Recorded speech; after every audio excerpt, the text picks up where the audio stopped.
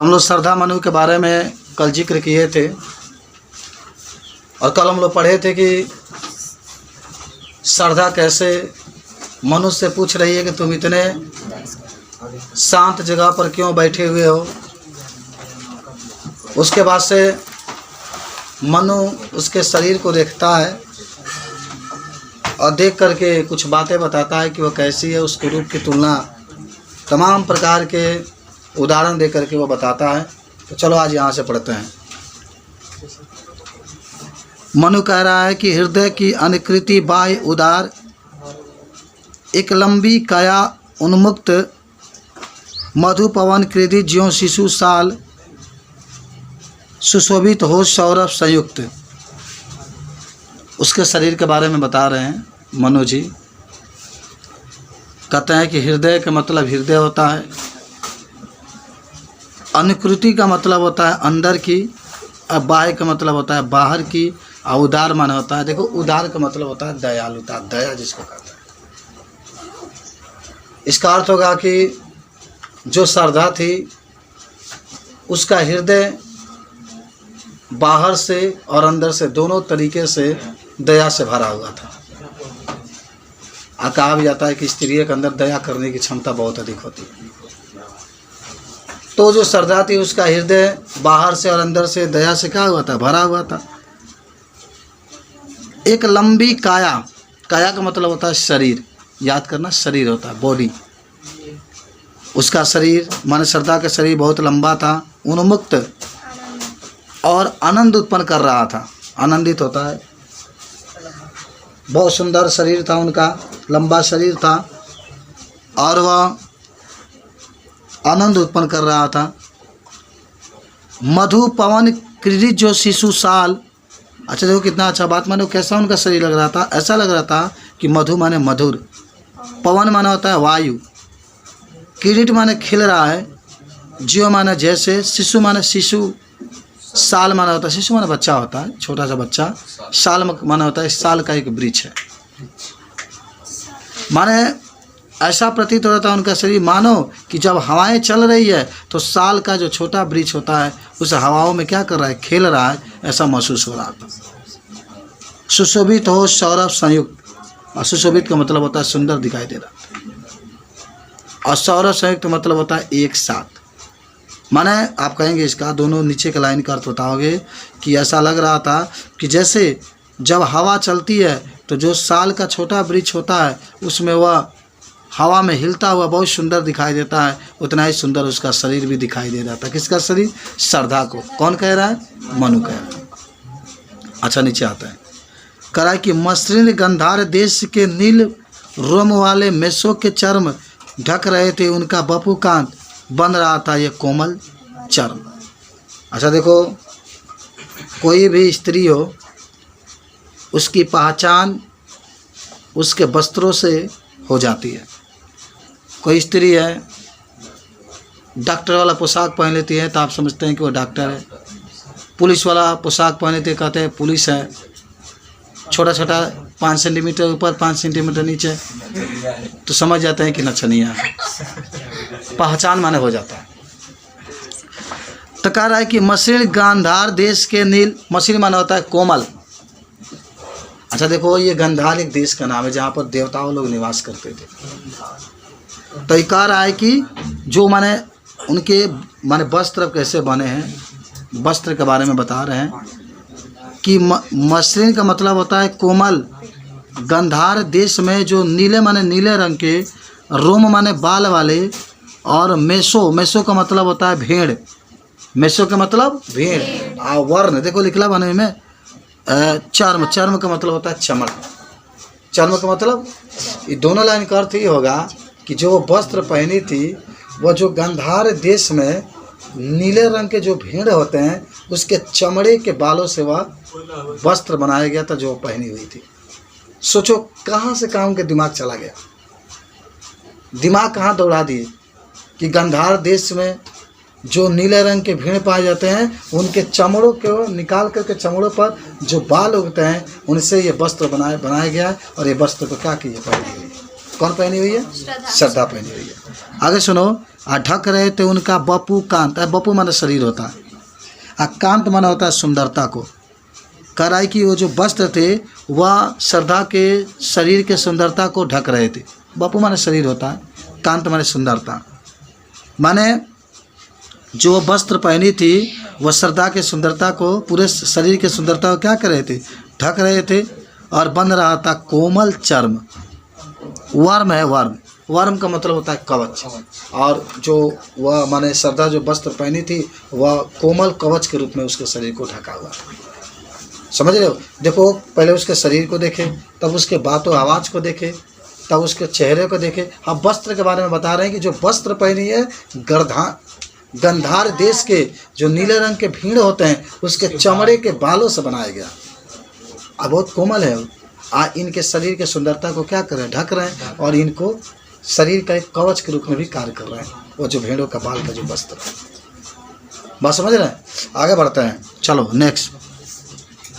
कह रहा है कि नील परिधान बीच सुकुमार, खुल रहा मृदुल अधखुला अंग, खिला हो ज्यों बिजली का फूल, मेघ बन बीच गुलाबी रंग। अच्छा, नील माना होता है नीले रंग के, परिधान का मतलब होता है बीच, परिधान बीच का मतलब होता है वही परिधान, बीच का मतलब बीच। सुकुमार माना होता है छोटा सा, माना छोटा, अच्छा कहीं कहीं भी कह सकते हैं। खुल रहा मृदल, मृदल माना होता है कोमल, अधखुला अंग। नील परिधान, परिधान माने वस्त्र भी आप कह सकते हैं, वस्त्र, बीच माने बीच। माने इसका दोनों लाइन का अर्थ होगा कि जब वो वस्त्र पहनी थी नीले रंग के तो कहीं कहीं उनका जो अंग था वो खुला हुआ था। देखिए तो खुला अंग दिखा रहा है, कहीं कहीं जो उनका कोमल अंग था वह खुला हुआ था। इसका मतलब हुआ कि वो जो वस्त्र पहनी हुई थी कहीं कहीं वस्त्र वो नहीं पहनी हुई थी, और कहीं कहीं दिखाई दे रहा था शरीर को। माने कोमल रंग की जो वस्त्र थी वो पहनी हुई थी और कहीं कहीं उनका शरीर क्या हो रहा था? दिखाई दे रहा था। और कैसा लग रहा था शरीर इनको? जहाँ वस्त्र नहीं था, जहाँ दिखाई दे रहा था। तो कह रहा है इसमें कि खिलाओ ज्यों बिजली का फूल, खिलाओ ज्यों बिजली का फूल। ऐसा लगता है कि जैसे बिजली, पौधा होता है गुलाबी रंग का फूल होता है, जैसे बिजली का फूल वहाँ पर खिला है। कहाँ? जहाँ पर वस्त्र नहीं था, जहाँ पर वस्त्र नहीं था उनको लगता है कि बिजली का फूल यहाँ पर क्या हुआ है? खिला हुआ है। और मेघ बन बीच गुलाबी रंग, ना करें गुलाबी रंग। मेघ माना होता है बादल, मेघ माने बादल, पागल ना बादल। बन माने बन बीच गुलाबी रंग। ऐसा लगता है कि वन है माने जंगल है और ऊपर बादल है और ओकरा बीच में गुलाबी रंग का फूल क्या है? खिला हो। वैसे ही जहाँ उनका वस्त्र नहीं था उनका शरीर भी वैसा ही गुलाबी रंग का दिखाई दे रहा था। बात समझ रहे हो? देखो, खूब देख रहा है, देख रहे हैं ना। आगे बढ़ते हैं। कह रहा है कि ओह वह मुख पश्चिम का व्योम, बीच जब घिरते हो घनश्याम, अरुण रवि मंडल उसको भेद, दिखाई देता हो छविधाम। अच्छा, कैसा शरीर उनका दिखाई दे रहा था? ओह, आश्चर्य प्रकट करते हुए कहते हैं, माने मनु को आश्चर्य हो रहा है, इतना सुंदर रूप आज तक हम नहीं देखे, इतना सुंदर रूप आज तक हम नहीं देखे। तो वो माने आश्चर्य प्रकट करते हुए कहते हैं वह मुख पश्चिम का व्योम। अच्छा, व्योम का मतलब होता है आकाश। खूब अच्छा है समझना। आगे देखो, आगे कह रहा है कि बीच जब घिरते हो घनश्याम, घनश्याम माने होता है बादल, घन माने बादल, श्याम माने काले रंग के, काले रंग के बादल। माने दोनों का अर्थ होगा कि जब पश्चिम की दिशा में, जब पश्चिम की दिशा में जब काले रंग के बादल निकलते हो तो काले रंग का बादल जितना सुंदर दिखाई देता है उतना ही सुंदर उनका रूप दिखाई देता है। कहाँ सुंदर कह रहे हैं बताते हैं। पूरब से सूरज निकलता है, पश्चिम में बादल होता है, और जब सूरज का प्रकाश बादल पर पड़ता है तो बादल बहुत सुंदर दिखाई देता है।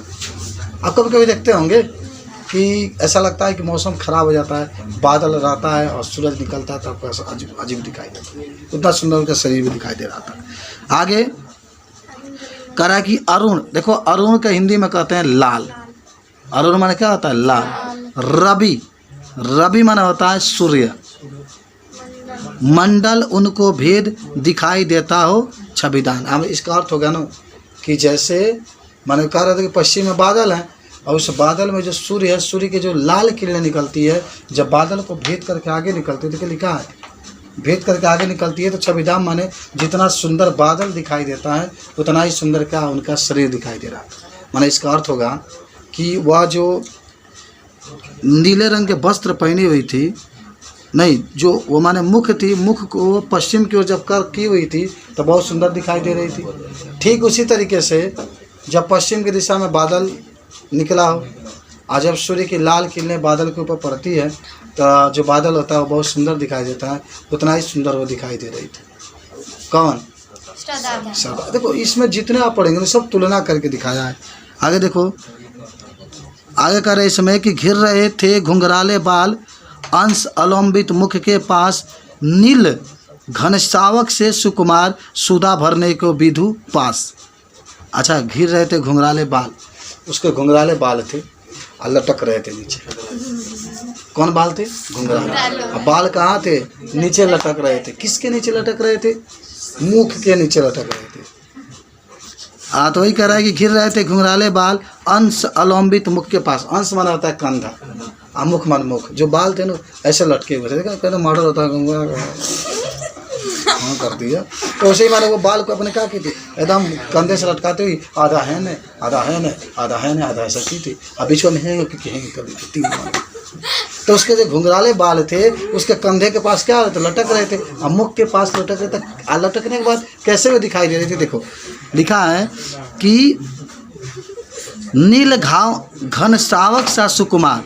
अच्छा, नील माना होता है नीला रंग के, और घन माने बादल, सावक माने होता है छोटा, बादल का छोटा टुकड़ा, सुकुमार माने वही होता है छोटा, सुधा माने होता है अमृत पीने के लिए, विधु माने होता है चंद्रमा। विधु माने क्या होता है? ऐसा लग रहा था कि जैसे बादल का छोटा टुकड़ा है वह चंद्रमा के पास अमृत पीने के लिए क्या कर रहा है? जा रहा है। अमृत इस्तेमाल कर रहा है, लेकिन वह चंद्रमा है और जो बादल का छोटा टुकड़ा लटका हुआ है किसके लिए? कि चंद्रमा से हम क्या करेंगे? अमृत पीने के लिए वो उसके पास गया। उसी तरीके से जो उसका कंधा पर बाल लटका होता है उतना ही सुंदर वो दिखाई दे रही थी। देख रहे कितना लटका लटका के सब चलते हैं। आगे सुनो, कह रहे हैं कि वह मुख पर वह मुस्कान, बाप रे, उसका मुख पर बहुत ज़्यादा मुस्कान था, मुस्कुरा रही थी। कौन? श्रद्धा। और आगे देखो इसमें दिखा रहा है कि रक्त किसल पर ले विश्राम, अरुण की एक किरण अम्लान, अधिक अलसाई हो अभिराम। सुनो ध्यान से, कह रहा है कि वह मुख पर वह मुस्कान, अपने मुख पर वो मुस्कान ली हुई थी। कौन? हाँ, ये ना कि थोबड़ा का मुँह बनौला हो ना। रक्त किसले पर ले विश्राम, रक्त माना होता है लाल रंग के, और किसले का मतलब जानते हो क्या होता है? नया जो पत्तियाँ निकलती है ना, या नया जो कोपले निकलते हैं उसको किसले कहा जाता है। समझ रहे हैं? कोपल का नाम सुने हैं? अरे बांस वगैरह में निकलते हैं, वही बात कह रहे हैं। तो कोपल कोपल क्या लगे? रक्त किसले पर ले विश्राम माने जो देखो अरुण की यह किरण अम्लान, अधिक अलसाई है अभिराम। मन कह रहा है ना कि उसकी मुख की मुस्कान इतना सुंदर लग रही थी जैसे लग रहा था कि जो नए कोपले निकली है आज पर सूर्य की लाल किरणें जब पड़ती है तो कोपले बहुत सुंदर दिखाई दे रही थी। उतना ही सुंदर उसका क्या दिखाई दे रहा था? मुख दिखाई दे रहा था। क्या दिखाई दे रहा था? मुख दिखाई दे रहा था। 2 स्टैंजा और पढ़ लेते हैं। देखो, कहा मनु ने नभ धरनी बीच, बना जीवन रहस्य निरुपाय, एक उल्का सा जलता भ्रांत, शून्य में फिरता है असहाय। अच्छा, मनु बोलना शुरू करता है। पहले श्रद्धा बोल रही थी, अब मनु सोच रहा था उसके बारे में, अब बोलना शुरू करता है। क्या कह रहा है? देखो अभी थोड़ा कह रहा है कि कहा मनु ने नभ धरनी बीच। मनु कह रहे हैं कि नभ माने क्या होता है? आकाश, और धरनी माने धरती। बना जीवन रहस्य निरुपाय, कह रहे हैं कि कहा मनु ने नभ धरनी बीच। मनु कह रहे हैं कि आकाश और धरती के बीच में जो हमारा जीवन है वह निरुपाय है, इसके बचने का कोई उपाय नहीं है। मैंने कहने का मतलब है कि मनु बता रहे श्रद्धा से कि सुनो श्रद्धा, चाहे आकाश ले लो चाहे धरती ले लो, आकाश और धरती के बीच में जो मेरा जीवन है अब असहाय, उसको सहायता करने वाला कोई नहीं है। अब मैं इस संसार में जीना नहीं चाहता हूँ। निरुपाय का मतलब असहाय, कोई उपाय नहीं सहायता करने का। तो कहा मनु ने नभ धरनी बीच, बना जीवन रहस्य निरुपाय, एक उल्का सा जलता भ्रांत। देखो उल्का माने छोटा सा, जलता माने जलता हुआ, भ्रांत माने होता है वही ठुकरा, शून्य माने आकाश में फिरता है असहाय। जिस तरीके से सुनो, इसका अर्थ होगा जिस तरीके से एक बादल का छोटा टुकड़ा जब आकाश से टूट जाता है तो वह बिना माने असहाय होकर घूमता रहता है, खूब घूमता है कि कहीं बादल मिल जाए कि मैं उससे क्या हो जाऊँ, जुड़ गया। अच्छा बादल है, मान लो बादल का एक छोटा सा टुकड़ा टूट गया तो टूटने के बाद क्या चाहेगा? वो घूमता रहता है कहीं फिर मुझे कुछ मिले कि मैं उसके साथ क्या हो जाऊँ, चिपक जाऊँ, उसके साथ आकर्षित हो जाऊँ। वैसा ही मेरा जीवन है। मैं भी एकदम समझो कि असहाय रूप से घूम रहा हूँ। मैं भी सोच रहा हूँ कि कोई मुझे मिल जाए सहायता करने वाला। जिस तरीके से माने आकाश से छोटा सा एक टुकड़ा टूट जाता है बादल का और असहाय होकर घूमता रहता है, वैसा ही मेरा भी जीवन है। मैं भी असहाय होकर के आकाश और धरती के बीच में क्या कर रहा हूँ? घूम रहा हूँ। चलो लास्ट। कौन हो तुम बसंत के दूत, बिरस पतझड़ में अति सुकुमार, घन तिमिर में चपला की रेख, तपन में शीतल बयार। अच्छा पूछ रहे, जानते हो क्या कह रहे हैं कि कौन हो तुम बसंत के दूत, माने मनु कह रहे हैं कि हे सरदा बताओ। सरदा तो नाम नहीं जानते हैं लेकिन फिर भी कह रहे हैं कि बताओ तुम कौन हो जो बसंत के दूत बनकर आई हो। बसंत ऋतु का नाम सुने? इसमें पौधों में नया पत्ते निकल जाते हैं, फूल में फूल खिल जाते हैं, जो फूल के पौधे होते हैं, चारों तरफ एकदम समझो हरियाली ही नज़र आती है। तो यही कह रहे हैं कि कौन तुम बसंत के दूत, तुम कौन हो और मेरे पास बसंत के दूत बनकर क्यों आई हो? बीरस, अच्छा बीरस का मतलब होता है नीरस। नीरस का मतलब होता है कोई माने उत्साह नहीं है। कह रहा है कि बीरस पतझड़ में अति सुकुमार, यानी इस नीरस पतझड़ में तुम बसंत ऋतु बन करके आई हो। घन तिमिर में चपला की रेख, अच्छा घन माने घनघोर, तिमिर माने होता है अंधकार। तिमिर माने तुम इस घनघोर अंधकार में, घनघोर अंधकार में, चपला माने होता है बिजली, या चपला माने प्रकाश भी कह सकते। तुम कौन हो कि मेरे जीवन के जो घनघोर अंधेरा है उसमें तुम बिजली यानी प्रकाश लेकर के आई। पूछ रही मनु पूछ रहा है कि तुम कौन हो, बताओ कौन हो जो मेरे इस नीरस पतझड़ ऋतु में बसंत की ऋतु लेकर के आए हो। बताओ तुम कौन हो जो मेरे जीवन के घनघोर अंधकार में प्रकाश लेकर क्या किए हो? आए हो। समझ रहे हो? प्रकाश लेकर के आए हो। बताओ। तपन में शीतल मंद बयार, तुम कौन हो जो मेरे शरीर के अंदर जो जलन था, तपन माने जलन होता है, शीतल, शीतल माने होता है ठंडापन माने दे रहे हो। बताओ तुम कौन हो जो मेरे शरीर के अंदर ठंडापन दे रहे हो। अच्छा चलो तू और स्टेंजा पढ़ते हो। कह रहा है कि लगा कहने आगंतुक व्यक्त, लगा कहने आगंतुक व्यक्त माने जो आगंतुक माने जो आया था व्यक्त, वह क्या कहने लगा? लगा कहने आगंतुक व्यक्त, मिटाना उत्कंठा सा विशेष, दे रहा हो कोकिल सा आनंद, सुमन का ज्यों मधुर मधुरमय संदेश। तो सुन लो, कह रहा है इसमें कि लगा कहने आगंतुक व्यक्त, जो आया हुआ व्यक्त था, आया हुआ व्यक्त कौन थे? श्रद्धा थी ना। अब वो बता रही है मनुष्य, कह रही है कि लगा कहने आगंतुक व्यक्त माने आए हुए व्यक्त कहने लगे कि मिटाता उत्कंठा सा विशेष। उत्कंठा माने होता है उत्साह। मेरे अंदर उत्साह जगा कि मैं इधर घूमने के लिए क्या करूं, आऊं, इसलिए मैं उत्साहपूर्वक यहाँ पर घूमने के लिए क्या की आई। और दे रहा कोकिल सा आनंद, कोकिल सा आनंद, कोकिल माने कोयल। और जब मैं इधर आई तो मुझे कोयल के जैसा आनंद प्राप्त हुआ। और सुमन का जो मधुरमय संदेश, सुमन माने फूल, सुमन माने क्या होता है? फूल। और मुझे जब फूल देखे, जब हम आगे बढ़ी, जब मैं इस पहाड़ों में फूल को देखे तो मुझे एक मधुर क्या मिला? संदेश मिला, मधुर संदेश मिला। भरा था मन में न उत्साह, सीख लूँ ललित कला के ज्ञान। बता रही है सब। कह रहा है कि भरा था मन में न उत्साह, मेरे मन में एक नया उत्साह मैंने बना था कि सीख लूँ ललित कला के ज्ञान, कि हम भी जाऊँ और पहाड़ों पर जा करके ललित ज्ञान को क्या कर ले। तो आज के लिए इतना रह देते हैं।